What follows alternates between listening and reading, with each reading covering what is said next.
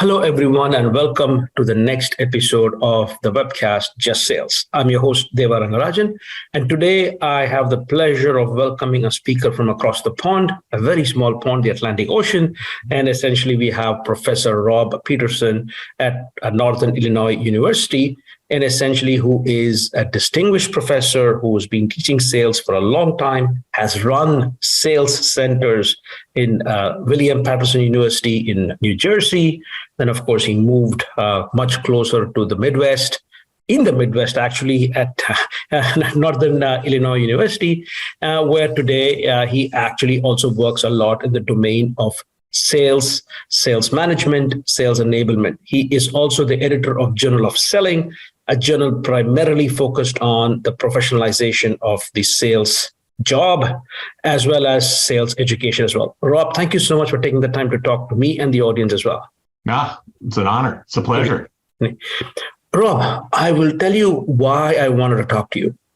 I've been seeing posts on your LinkedIn post where you've started talking about improvisation, right? You've talked about improvisation, especially in a sales context. You actually spend a lot of time with your kids. I think you also talk about improv theater and stuff like that. Now, help me understand, how did you get started on this and why in sales and for students? Well, again, thank you. It's a pleasure, especially to talk about improv. As sales professionals, as anybody, you roll out of bed today, right? Did you get a script? Did somebody hand you a script for the day? No. Yeah. So there are boundaries that we're playing with, but you're listening and adapting and changing and trying to read behavior and nonverbal behavior. And if you're in the sales profession, then this is what you do. This is how you earn your living. Certainly there is, you got to have grit. You got to have, some type of financial acumen.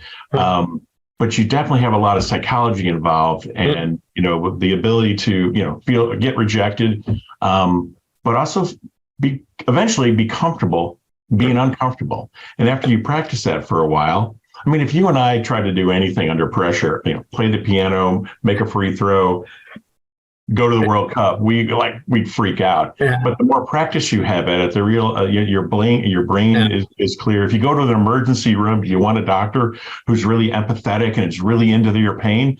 No, you want somebody who's calm, cool, collected, so they can think down the line.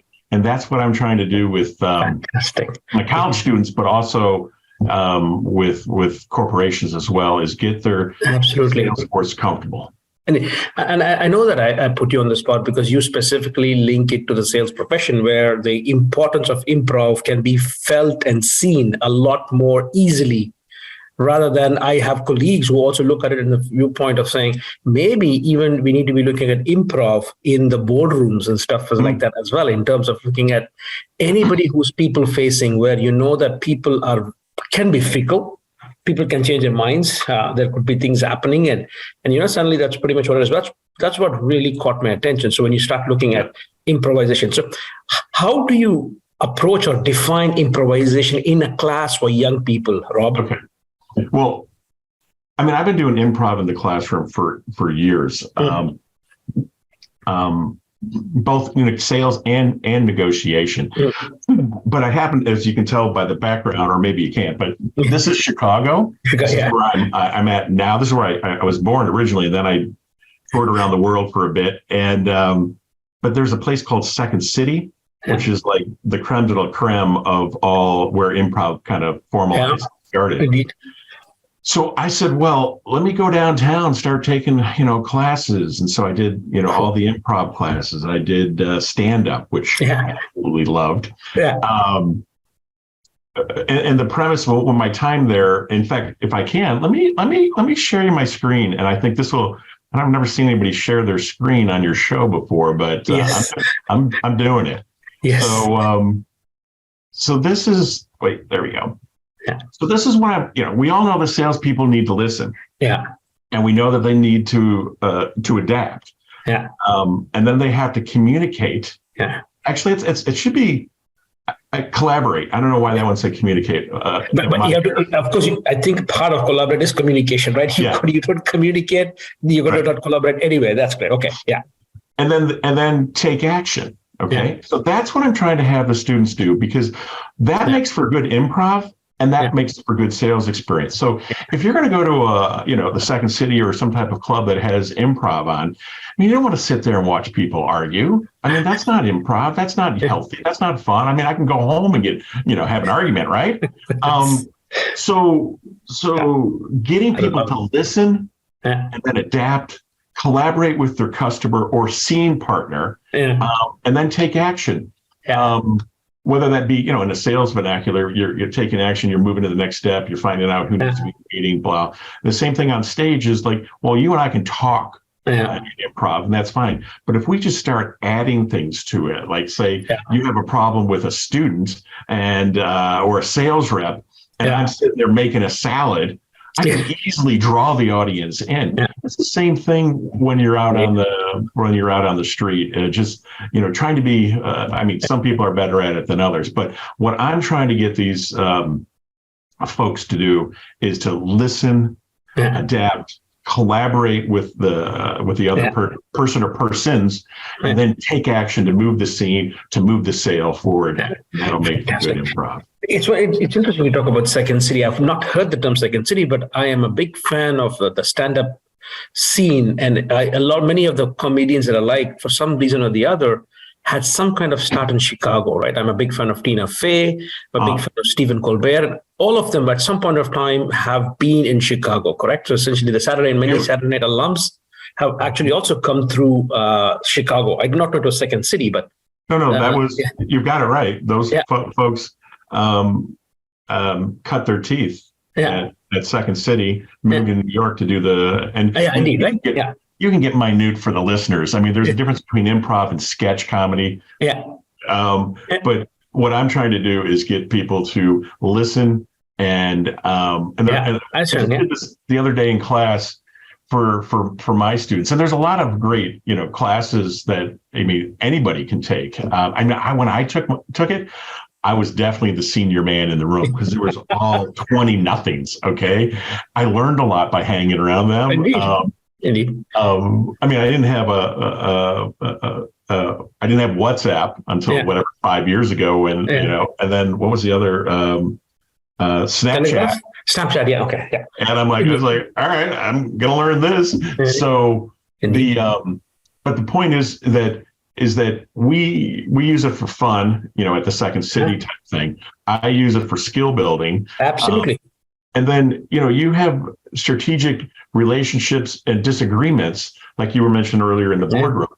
And, MBA programs like I know Duke, Berkeley, Northwestern all have a class that focuses on this dynamic to help the senior leadership comfortable being uncomfortable. And there's a great book. I didn't write it, but there's a great book by Kelly Leonard and Tom Yorton,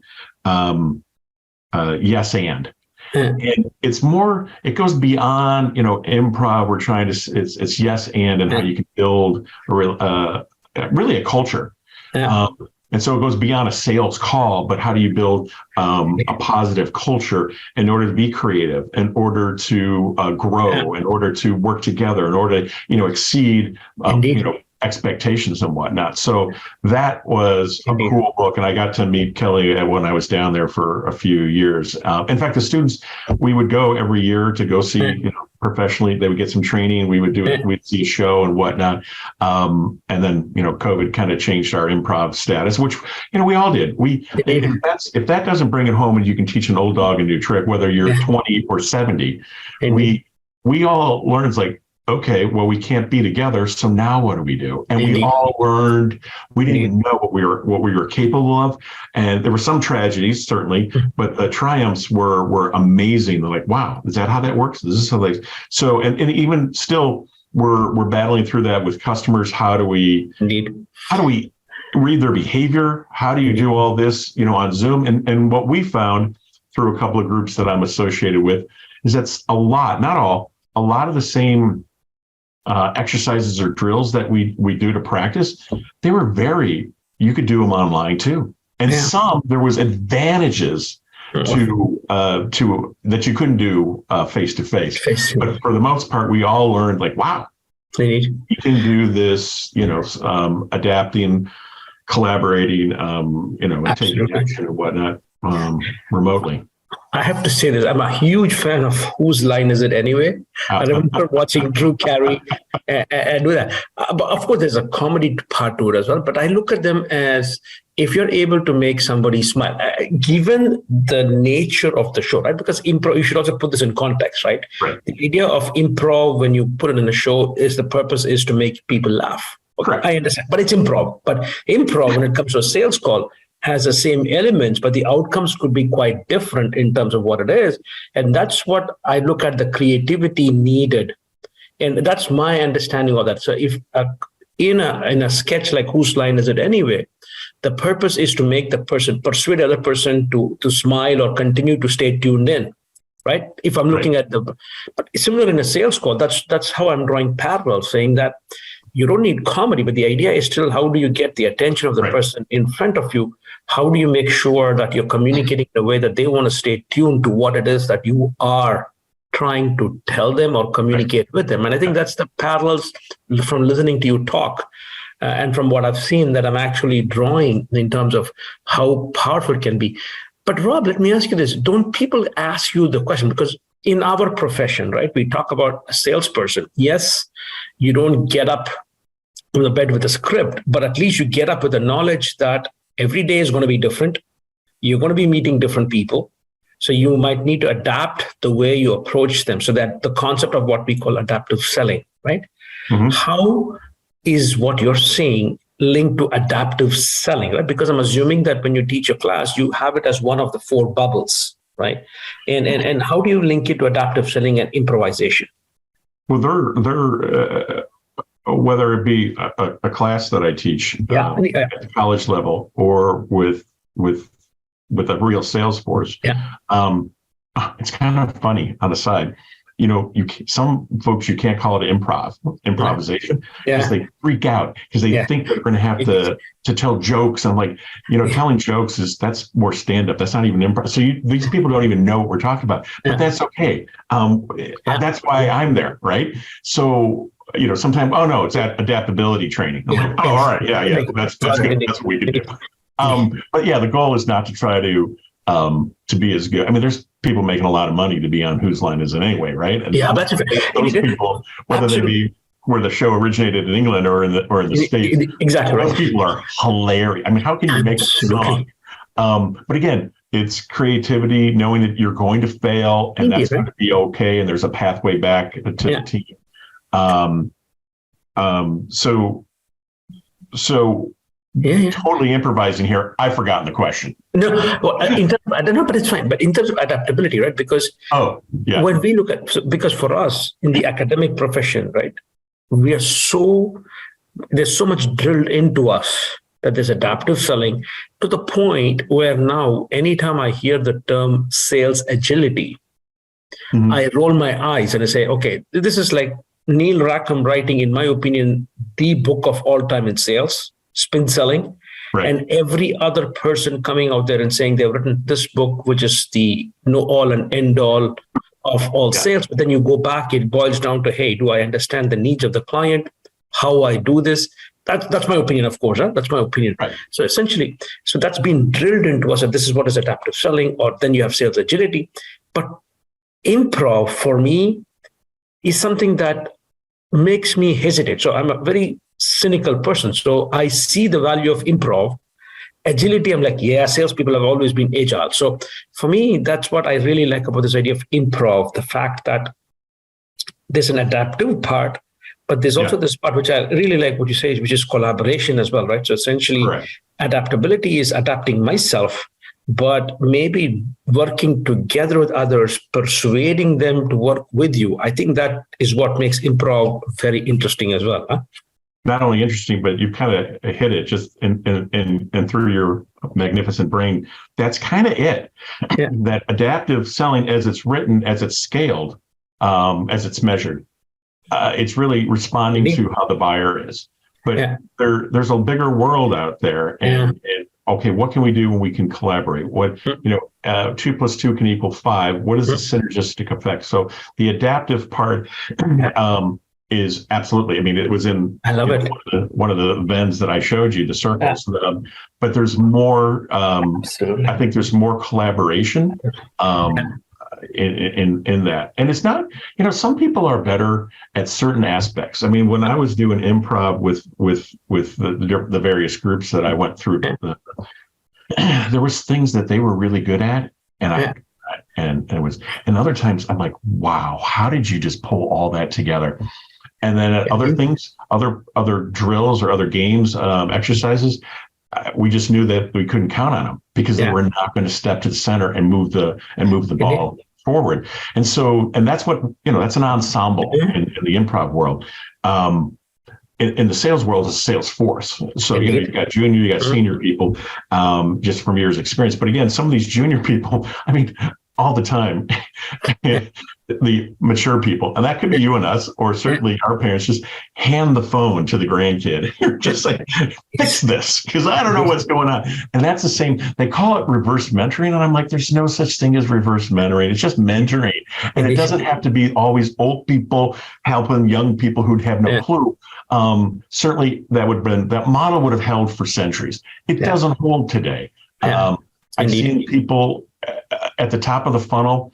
The younger people are amazing. Okay, they have the digital capability. They've grown up with that mindset. But get them deeper into the sales funnel, or get them into an enterprise situation. They haven't had the experience or even know how that works. So that's when the more senior and more seasoned, the more wisdom person can help bring value to the client, to the company. So there is a difference between adaptive selling and improv. And I like to throw you out. Let's there's all kinds of improv. There's one-on-one, and then there's a trio, and then there's scene. And I always was creating so many one-on-ones, more drill time, more get your hands dirty, let's do this. But the folks really, after you get them built up a little bit, they really like to see other people sweat.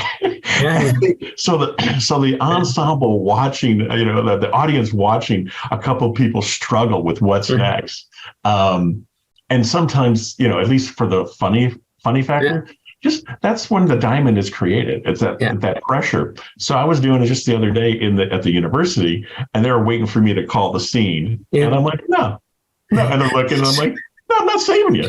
And so then they had to go and get creative, and then like, wow. So pressure can do that. I mean, again, when the goal is to be funny, pressure can do that. When the goal is to satisfy a client and make a profit, then the goal becomes, I need more at bats. I need to be calm, and I need to get my head flowing with absolutely blood, as opposed to the fight or flight, which the brain drains the blood and it moves it to the heart, so it can go to the legs, so you can run from the saber-toothed tiger. We're still built that way, but it's so much fun. So let me throw you a couple of things.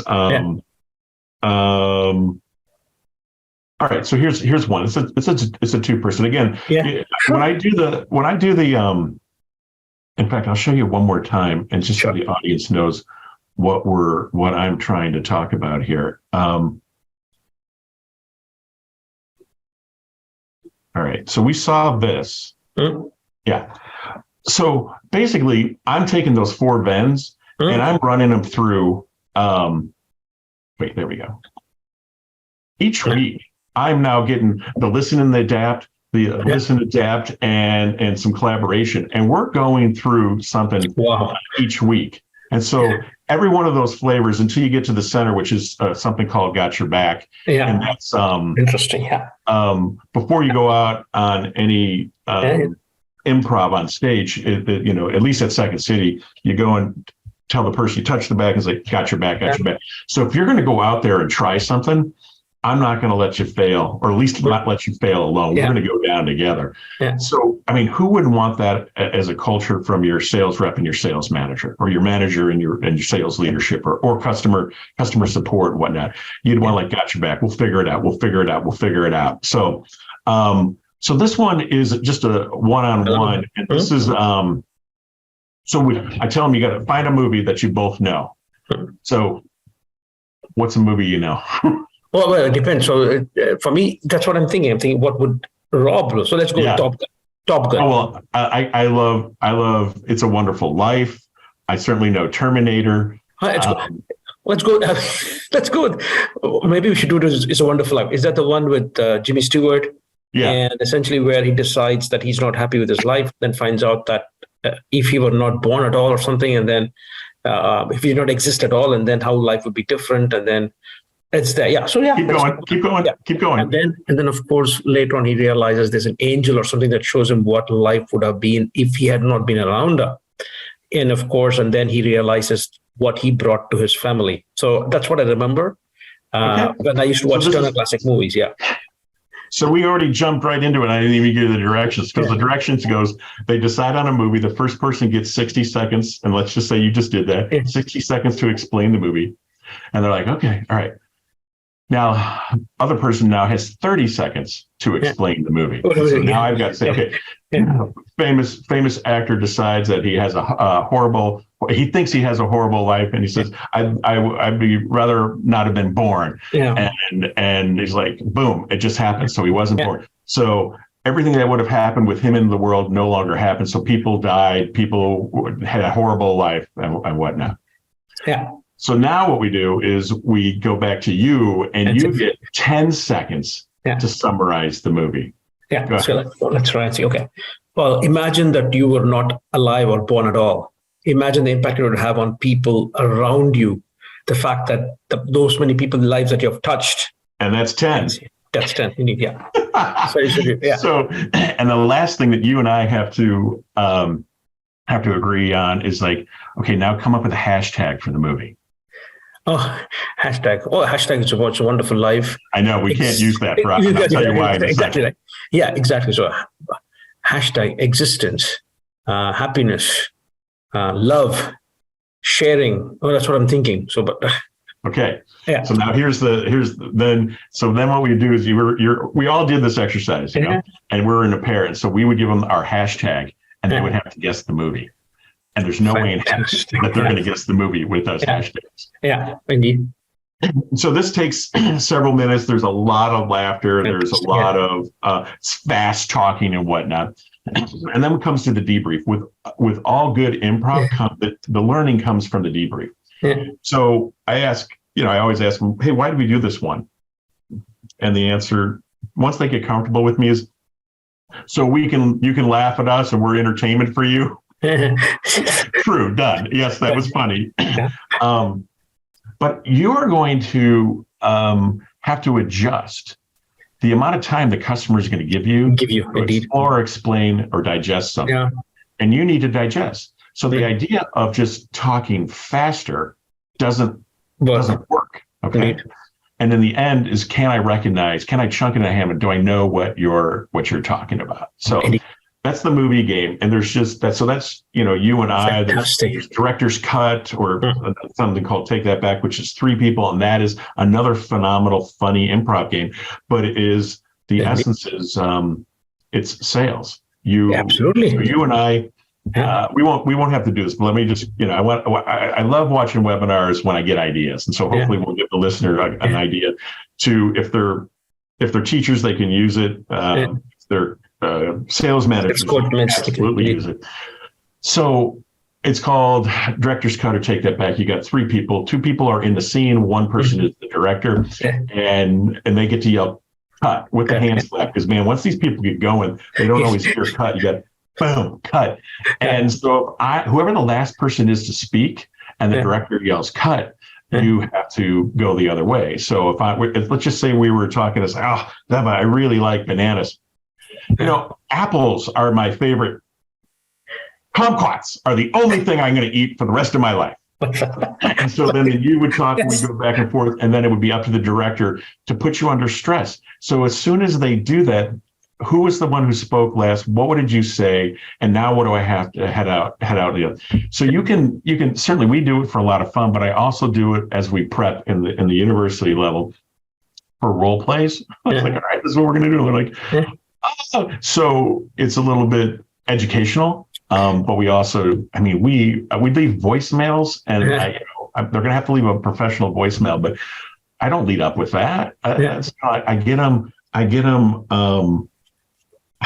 with, hey, you got 30 seconds, and I've got a timer. They know I have a timer. 30 seconds. Leave your best voicemail. Break up. Go. Well, what about go? And then they have to break up with the other person. They're laughing. And then I do a different version, another, then round 3 comes, and I hit them with the role play. You're a sales rep calling from mobile GPS, calling on the director of ops. You get his voicemail, go. Now do I have your attention? Yeah. So this is how I have a little fun with it. A lot of fun with it, but also then hold their feet to the fires like, oh, it is practical. I am learning how to remain calm. And I don't know, it's, to me, that's how you and I sold, is you better listen, adapt, collaborate with your customer. Absolutely. Do the action. Rob, so essentially what you're saying, and for the fact that I have no idea whether people who are going to watch this are still going to be convinced, but I am convinced that the more you say this, right, I could work. I'm mostly thinking now of very, very technical companies, and now I'm bringing back into pure sales, right? I'm having very, very technical companies where there's always a belief that the salesperson has to be technical, right? He, she, they, whatever pronoun is used these days. But the fact is, I tell them it's not about that. I believe that at the end of the day, they can always call in the experts. Yeah. I think you need people who are good at improv there to make sure that they're doing the questions, they're assessing the situation, they're finding the right things to say, they're collaborating with the right kind of people, and then if need be, bring people in. I am more convinced, the more I talk to you, the more the exercises you talk about, is I can go into any kind of B2B complex situation, and it's always going to be one person who's going to be a commercial role. The technical aspect is important, but you do not need to have all of them. If one person can do it, if you can find a unicorn, great. But the idea is you need to have these kind of people good at improv who should be in a commercial function. Yeah. And then if they happen to be good in technical, so be it, it's great. Huh? There's research. There's not a lot of research on improv in the professional world, but there's enough out there that we know, and there's enough. I'm thinking of a study right now where they use it with medical people. I mean, talk about pressure and technical. So there's this information tells us something about the blood pressure and whatever the markers are that they took a urine or a blood sample. They know what's going on. And I'm thinking of one study they did with nurses, and eventually the communication wasn't as good as it should be. And they went in and they did this. You could either opt in or not opt in. So the people who opted in had a higher utility, had higher happiness because they measured them. And they started to learn how to roll with the punches, roll together as a team.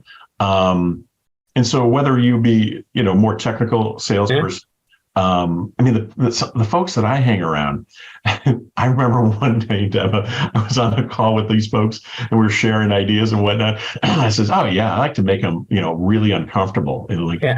And this one gal just said, why would you do that? I'm like, well, and then I explained, well, I'm training them to be uncomfortable on the street, listen, blah, blah, blah. She's like, oh, okay. Because people are using this with autistic kids, with all kinds of at-risk, with domestic situations and whatnot.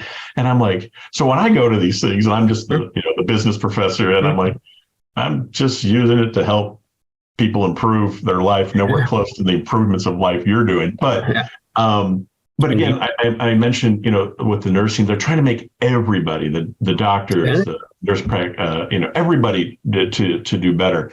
And so this was one of the other drills that I do, because I want to show you, we did one-on-ones, and there's a bunch that I do, but one of them is called Statue, where I had a whole team. I had 18 people in there. And I said, okay, you've got 8 seconds from when I announce whatever I'm going to say to you painting a scene for me. There's no talking. So you got to paint the scene. So, and this was a LinkedIn thing from a couple of years ago that I put on there. Choir practice. 8, 7. So these 18 people had to look around, figure it out, and collectively adapt. And then, I throw a lot of teaching things in there, like a Woodstock conference, a Woodstock concert. And that was a Woodstock conference, yes. And so they just look to see. Sometimes it's also called follow the follower. So sometimes you're leading, sometimes you're following, sometimes you just need to go with the flow. So some of the younger folks who understand what Woodstock was made it happen. And then, you could do whatever, absolutely. Accounting class, they all went.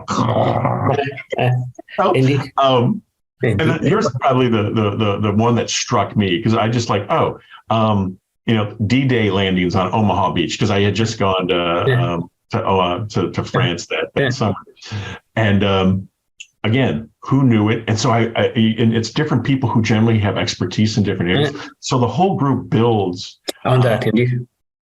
Love together. Okay. And so we get done and we're doing this debrief, and one of the kids asked, so what is this D-Day? I was like, oh, well, I loved it. And he's like, and these two kids were foreign exchange students. They were playing sports, both playing tennis at our university. And he says, oh, then we should have been on the other side, because they were from Germany. I'm like, okay, we're going to end it there.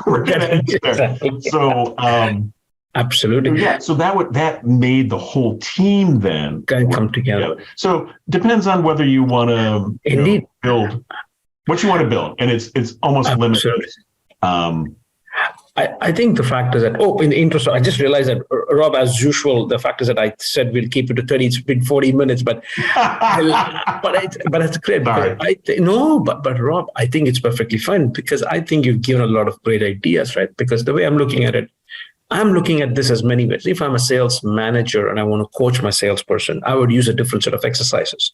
If I'm a sales manager wanting to build a team culture, I would use a different set of exercises. So I think there's something in it for everybody, right? Yeah. In terms of how you want to bring improv, you can bring improv for sales skills. You can bring improv for sales managers. You can bring improv for leaders in the boardroom. You can bring it for people in the technical field. And I think that's the takeaway that I'm going to leave the audience with, in terms of understanding that improv is something where it helps improve your creativity. Adaptive selling for me still is much more focused on the sale. Improv is being more versatile, being ready. I am the opinion that the more improv you do, the more adaptable you will be. That's essentially the key takeaway that I am taking away from this. And thank you. In hashtag, be ready, so you don't have to get ready. Ready, so you don't have to get ready. And I've got a bunch of exercises for those. Are you ready? Are you listening? Are you communicating? Are you just doing your part check mark, or is the other person truly understanding what you're doing? So there's exercises like I hear you. I saw that indeed. That is, they go through that and they're like, so they're like, oh my God. They like it when I let them loose. Like at the end of the semester, I let them loose and let them poke fun of, Dr. Peterson and the other faculty or their sales manager, as long as I know it's safe. They love poking the bear. It's a good time. Yeah. Well, thank you so much for taking the time to talk to me and whoever is going to watch it as well. So thank you so much, Rob, and keep up the great work that you're doing and improv. And I don't know what's going to be next from the mind of Dr. Rob Peterson. So thank you so much. Love being here. Thanks, man.